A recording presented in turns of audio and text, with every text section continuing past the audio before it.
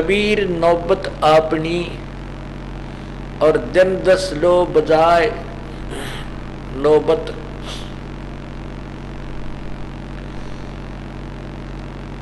और ये पुरपट्टन ये गली बहुर ना देखो आए। जिनके नौबत बाजती और मंगल बदते बारे, एक हरि के नाम बिना वो गए जन्म सब हारे। अपनी नौबत अर्थात अपने किए हुए पुण्य और पाप कर्मों की जो भी आपकी कमाई है उसको आपका जितना जीवन निर्धारित है इसमें खा खर्च लो। यदि पूर्ण परमात्मा की भक्ति नहीं करोगे तो आपका जन्म व्यर्थ हो जाएगा।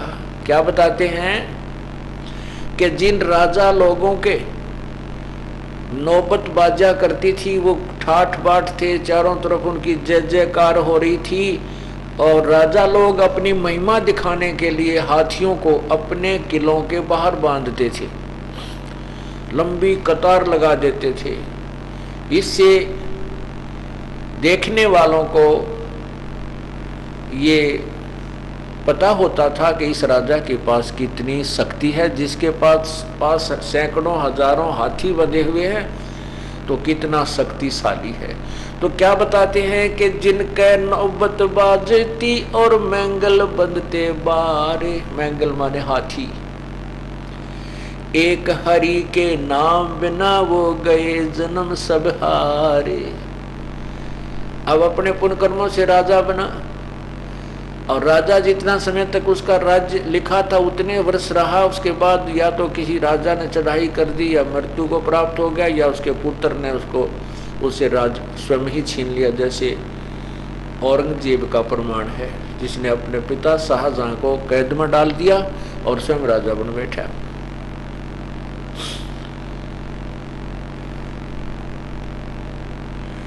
सातों शब्द जो बाजते और घर घर होते राग,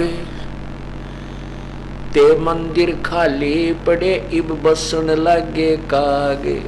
जिन राजाओं के बड़े बड़े महल थे, किले थे और उनके अंदर गाने बजाने होया करते थे, साज बाज बजते रहते थे, अब वो परमात्मा ना भजने से वो राजा लोग तो पशु पक्षी बन गए और उनके किलों में और महलों में आज कौवों का निवास है, उसमें काग बैठते हैं, पक्षी घोंसले बनाए बैठे हैं, वहां कोई नहीं रहा।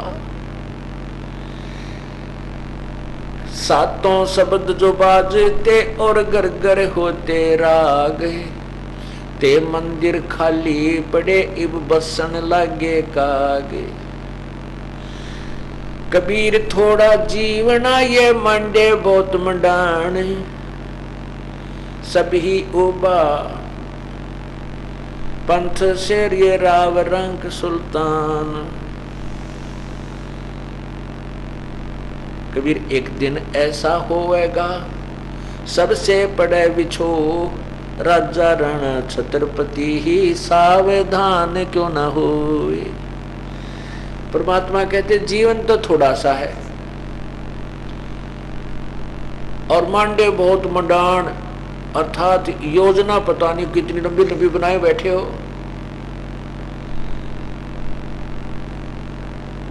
और सभी सफर हैं, सभी जो मुसाफिर हैं अर्थात सभी यात्री हैं और चल रहे हैं, अर्थात अपना जीवन रूपी इस सफर को तय कर रहे हैं। प्रतिदिन एक दिन पीछे जा रहा है और इच्छाएं और आशाएं और यहाँ पर जो आवश्यकताएं उनकी बढ़ोतरी, उनके अंदर वृद्धि हो रही है। लेकिन ये ऐसा क्यों हो रहा है? क्योंकि हम भगवान की महिमा से और अपने यथार्थ जीवन से अपरिचित हैं। कबीर थोड़ा जीवना ये मंडे बहुत मंडान, सभी ओबा पंथ श्री राव रंक सुल्तान। एक दिन ऐसा होएगा सबसे पड़े बिछो, राजा राणा छत्रपति भाई सावधान क्यों न हो। एक दिन ऐसा होएगा कि आपको सबसे बिछो होगा, आप यहां से चले जाओगे, आपके साथ कोई नहीं जाएगा। इसलिए सावधान होकर के परमात्मा की भक्ति कीजिए। उज्जड़ खेड़े ठीकरी ये गड़गड़ गए कुमारे। आप देखते हो जगह जगह नगर के नगर नष्ट हुए पड़े हैं और उनका बहुत ऊंचा सा खेड़ा बन जाता है। उसको खेड़ा बोलते हैं जहाँ कोई गांव का गांव नष्ट हो गया है, डिस्टर्ब हुआ पड़ा है पहले का, तो उसको खेड़ा कहते हैं। कहते उसमें कितने कंकर पंथ पीटे और ये गढ़ों के ठीकरे यानी उनके टुकड़े पड़े हैं। वो भी ऐसे ही साजबाज से रहते थे जैसे आप लोग नगर में रहते हो, और एक पल में पूरा गांव का गांव नष्ट हो गया, वहां कोई भी नहीं बचा। ऐसे यहाँ पर काल के जो है ना खेल हैं, ऐसे सितंब हैं जो हमने झेलने पड़ रहे हैं। उज्जड़ खेड़ा ठीकरी ये गड़गड़ गए कुमारे, रावण श्री खे चले गए वो लंका के सिरदारे। रावण जैसे सारी सोने की लंका बनाए बैठे थे हैं? और यूं सोच बैठा था कि मेरी मृत्यु नहीं हो सकती, क्योंकि मैंने 33 करोड़ देवताओं को अपनी कैद में डाल रखा है और पूरे वैज्ञानिक तरीका, अपनी भक्ति शक्ति से उसने वैज्ञानिक तरीका भी अपना रखा था, सिद्धियां उसने प्राप्त कर रखी थी। कबीर कहाँ गर्बियो देही देख सुरंग। कहते हैं सुंदर शरीर ने देख के तू इसमें अभिमान मत कीजिए, ये तो ऐसे आपसे छूट जाएगा जैसे सर्प से कैंचुली छूट जाती है। सर्प के ऊपर से जैसे कैंचुली उतर जाती है, वो दोबारा शरीर में सर्प उसमें प्रवेश नहीं कर सकता, वो शरीर पर सर्प को दोबारा प्राप्त नहीं हो सकती, वही कैंचुली। तो यह उदाहरण देती है, शरीर ऊपर जो आपका कवर ये एक कैंचुली जैसा है, जैसे सर्प की कैंचुली होती है, और अंदर जो प्राणी है, जीव है, और वो सूक्ष्म शरीर है, वो अलग है, वो इससे बहुत भिन्न है, और वो जीव के साथ रहता है। जैसे सर्प ने अपनी ऊपर की वह कवर त्याग दिया, इस प्रकार ये शरीर है। तो ऐसे ही कहते हैं, इस शरीर ने देखकर तो अभिमान मत कर, मत बोला भगवान, एक बार तेरे हाथ से छूट गया शरीर तो जैसे सर्प कांचली त्याग जाता है, इसे छोड़कर चला जाएगा, दोबारा इसमें प्रवेश तो नहीं हो पाएगा। ये तेरा शरीर नहीं रहेगा, मिट्टी में मिल जाएगा, इसको या तो दफना दिया जाएगा या सफा कर दिया जाएगा। कबीर कहाँ गर्भियो देही देख सुरंग, बिछड़ ब्या मिलबो नहीं जो कैचुली भुजंग। कबीर कहाँ गर्भियो इस जोबन की आस, के सो फूले विचार फिर खंखर वहे पलाश। कबीर कहाँ गर्भियो ऊंचा देख आवासे, काल पर भूले टेना तेरे ऊपर जमेगा से। परमात्मा कहते हैं, कहाँ ये 2-3 मंजिल की कोठी बना के फूला फिरे है नालायक नादान, ये मृत्यु हो जाएगी, कल जमीन पर लेटेगा, वहां सभा कर दिया जाएगा, और तेरे उस शरीर के ऊपर फिर घास जमेगी, और वहां गधे खाएंगे, उस पर लोट लगाएंगे। कबीर कहाँ गर्भियो ये ऊंचा देख आवासे, कल पड़े भूमि लौटना ऊपर जमेगा से। कबीर कहाँ गर्भियो ये चाम लपेटे हड, हैवर छत ऊपर छतर तल ते भी देवा खंड। कहते इस शरीर को देखकर तो इतना मत अभिमान करे, ये कुछ भी सौदा नहीं है। ये तो चाम के अंदर हाड़ लपेट रखे, और जिन राजाओं के ऊपर छतर तना करते थे, छतर ऊपर ऐसे लेकर चले जाते थे और नीचे हाथी पर या घोड़ों पर विराजमान होता था, कहते हैं वो भी या तो गड्ढे में दबा दिए गए हैं यानी कब्र में, या उनको सवा कर दिया गया है। वो चले गए अपने पूर्व जन्म की कमाई को व्यर्थ करके, जिन्होंने सत साधना नहीं की। कबीर कहाँ गर्भियो ये चाम लपेटे हड, हैवर ऊपर छत्र तले ते भी देवा खड। खड्डे में दबा दिए गए। कबीर कहाँ गर्भियो ये काल गह कर केश, ना जाने कित मार सी के घर के परदेश।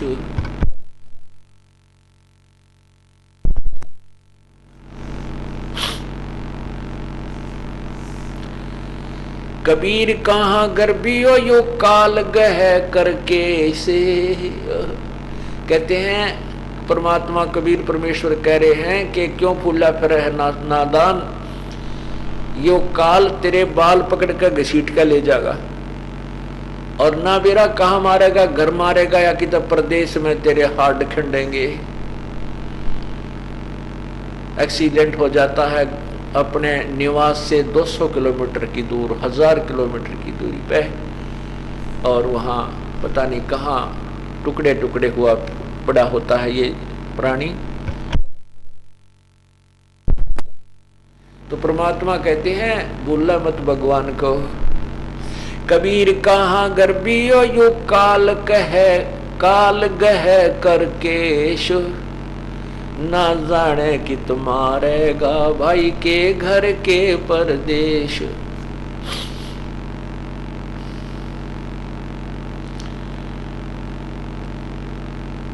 ये ऐसा संसार है जैसा संबल फूल, 10 दिन के व्यवहार में इस झूठे रंग ना भूले। क्या बताते हैं कि ये संसार, ये जीवन जिसको तू अपना मानता है और इसी में तू सुख ढूंढना चाहता है, जैसे प्रत्येक व्यक्ति का, बहन और भाई का एक विशेष दृष्टिकोण होता है कि मैं अब बालक हूँ, फिर जवान होऊंगा, युवा होऊंगा, मेरा ब्याह होगा, शादी होगी, और शादी के बाद फिर मेरी संतान होगी और मैं अच्छी कमाई करूंगा, बढ़िया मकान बनाऊंगा, अपने बच्चों को अच्छी शिक्षा दूंगा, उनके लिए अच्छी संपत्ति जोड़ूंगा, फिर उन बच्चों का विवाह करूंगा हैं, और फिर पोते हो जाएंगे, पोती होंगी, देवती हो जाएंगी, और फिर मैं बुढ़ापे में मौज करूंगा। यह भूल है इंसान की। कहते हैं बुढ़ापे में तो मौज कर ली, तरह जिए जानेगा जिसी मौज करेगा। अब ये ज्ञान बिना हम ऐसे अपने ही आप संकल्प विकल्प करके और सेट रहते हैं। कहते हैं कबीर ये ऐसा संसार है जैसा संबल फूल, और 10 दिन के व्यवहार को इस झूठे रंग ना भूल।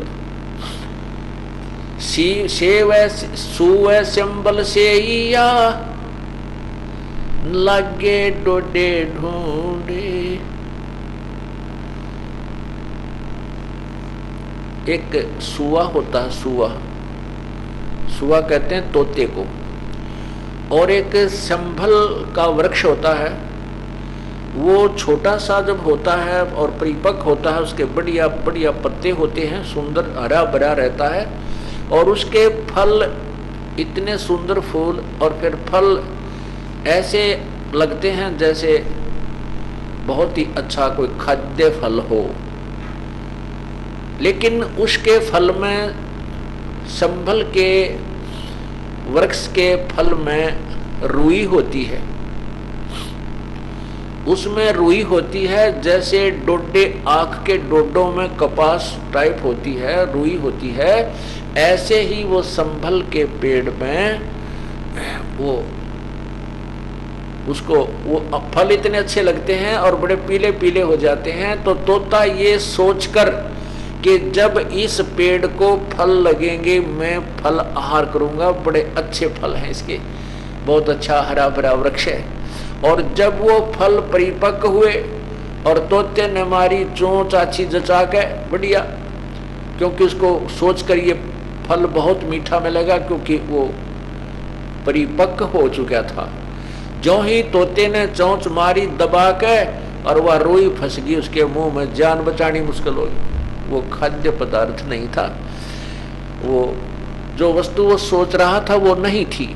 ऐसे ही बताते हैं कि तू इस संसार को और इस परिवार को ऐसे सिंभल के पेड़ की तरह सींच रहा है, आशा कर रहा है कि मैं जब इसके फल लगेंगे, अर्थात जब तेरे पत्ते पत्ती हो जाएंगे, फिर तू आनंद से सुख से रहा करेगा।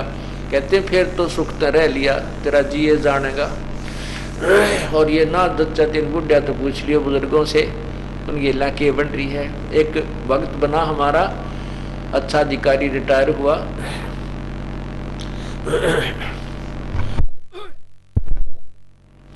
तो उसने फिर ये सुना ज्ञान, तो वो कहने लगा जी कि जो आशा थी उसके विपरीत सारे काम हुए। एक पुत्र, उसकी शादी कर दी, वह पुत्र वधू अब 16 माथे नहीं बोलती, और बेटा है वो भी बस मैं जानू मेरा जी जाने कैसे परेशान करता है। पेंशन मिली थी, जो भी रिटायर होने पर जो पैसा मिला था सारा ले लिया। तो दूसरा कहता है कि पैसा भी ले लिया, ले लो, और पेंशन भी ले लो, नाले टॉर्चर भी कर दे। कहते हैं पैसा भी ले लेते हैं, पेंशन भी ले लेते हैं, और नाले टॉर्चर कर दे, साथ में परेशान और न्यारा करते हैं। तो परमात्मा कहते हैं कि आप परमात्मा की भक्ति करो। प्रभु आकर के स्वयं ही बताते हैं, और उन्हीं की जबान में, वचन में शक्ति होती है, तभी प्राणी भजन कर सकता है, नहीं तो यू काल, ये मन भक्ति नहीं करने देता। तो इसके लिए ये बताया कि यदि आप पहले से भक्ति करने लग जाओगे, ये अमृत वचन है परमात्मा की वाणी, समझ लेना। यदि आपको पहले से ये तत्व ज्ञान मिल जाता और ये सत साधना मिल जाती, तो आपके अंदर इतनी भक्ति कमाई बन जाती कि आपके पुत्र वधू, आपके पुत्र पौत्र आपके बैठे की सेवा करते। आप देखते हो संतों के पास कौन सा धन है, या तो उनके पास पूर्व जन्म की कमाई है जो वर्तमान में शास्त्र विरुद्ध साधना कर रहे हैं, और जो वर्तमान में सत्साधना भी कर रहे हैं तो उनके पास नाम की कमाई है, भजन की कमाई है, और हर एक व्यक्ति उनको प्रणाम करता है, उनकी सेवा करने की चेष्टा करता है। तो इसी प्रकार यदि आपकी भक्ति पहले से प्रारंभ हो जाती, राहत तो अब भी मिलेगी, ऐसी बात नहीं है। अभी वो अब थोड़ा सा सेट होने में टाइम लेगा परमात्मा, क्योंकि आपकी कमाई बनवाएगा धीरे धीरे, और बहुत जन्मों से बिगड़ा हुआ काम है अपना, बहुत ये उलझ पुलझ हमारा जो संस्कार हैं, इनको धीरे धीरे ठीक करेगा। फिर वो पुत्र भी, पुत्र वधू भी अपने आप ठीक होने लग जाएंगी। यदि पहले से भक्ति कर रहा होता तो ये आपत्ति आप पर नहीं आती। परमात्मा कोई ना कोई ऐसी व्यवस्था कर देता आपकी। तो इसलिए कहते हैं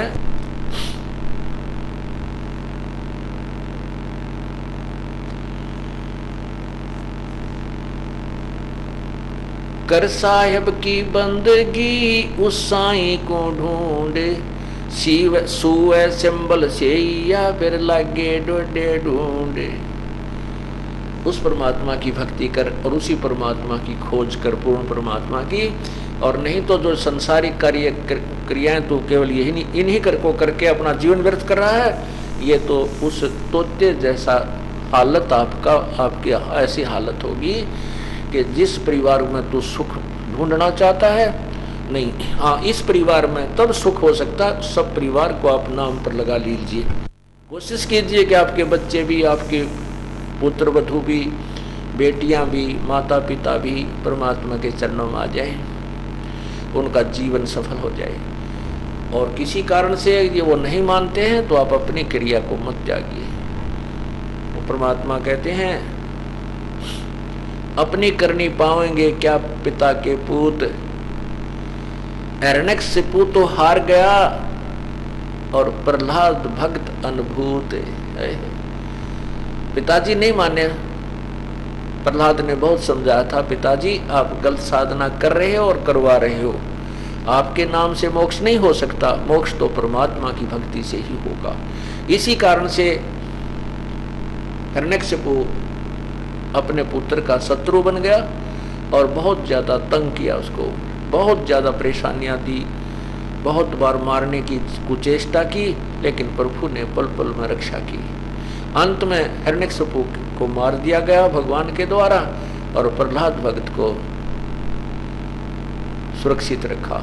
तो यहाँ बताते हैं, ठीक है, प्रार्थना करो, मनाओ, जहाँ तक अंतिम श्वास तक कोशिश करो कि यह भक्ति पर लग जाए। नहीं मानते हैं तो अपनी करनी पाएंगे के पिता के पूत, और हिरण्यकशिपु तो हार चला, प्रहलाद भगत अनुभूत।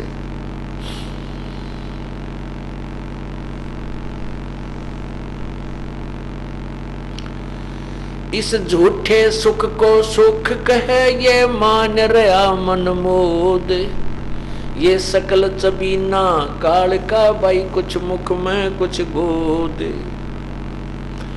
इस झूठे सुख को सुख कहे ये मान रहा मनमोद, ये तो सकल आहार कभी काल का है, सब सकल कबीला, ये आहार जो है काल का, कुछ मुख में कुछ गोद। सकल चबीना काल का, 1 लाख तो आज पूरे कर लिया उसने, 12 बजे तक और कर लेगा, रह रहे होंगे तो कुछ है? और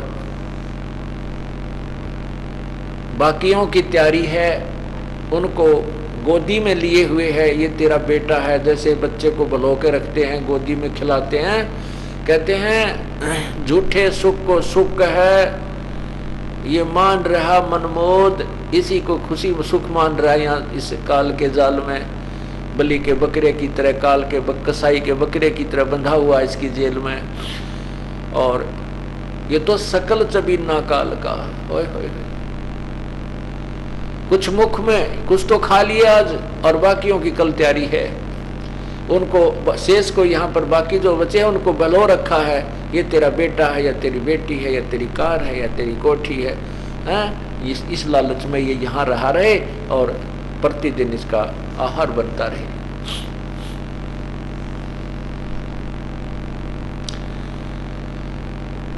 मौत बेसारी बावड़े अचरज किया कौन है, तन माटी में मिलेगा।